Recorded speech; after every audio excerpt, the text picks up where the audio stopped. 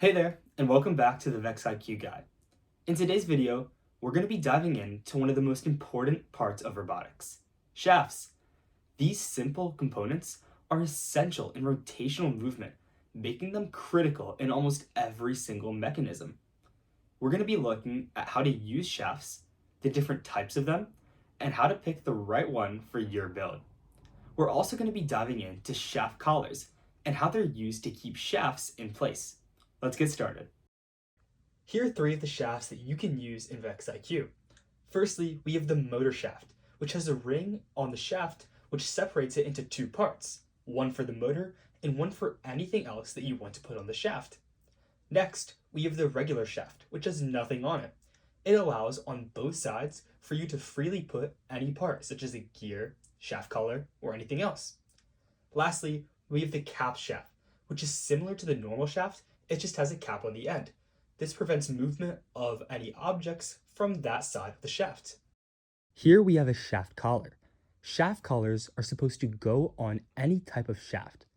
What they do is restrict movement of anything, as they're stationary objects that if another object tries to pass through it, it will be stopped as well. This is used to fasten any VEX part, including gears, sprockets, and any other thing. Now let's take a look at how we can apply each of these different types of shafts. Let's use the regular shaft in action. All we want to do is put two gears onto the shaft, as seen here. We could have put them from either end because the regular shaft isn't restricted by a cap or pitch. Let's use the motor shaft in action. What we're going to do is put the end of the motor shaft inside of the motor.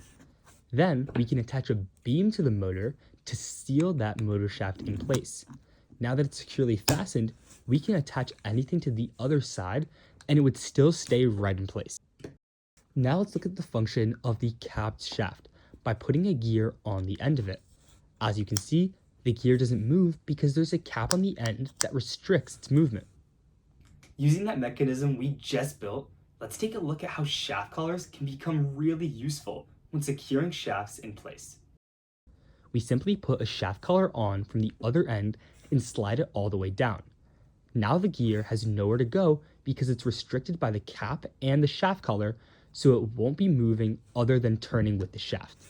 You might be wondering whether you should be using plastic or metal shafts. In general, you want to use the metal shafts over plastic shafts if you have them available. The reason is because the metal shafts offer much more durability and support, especially in high tension areas. If you don't have metal shafts, that's okay, as plastic ones work pretty well for most scenarios, but when you're given the option, try to use the metal ones.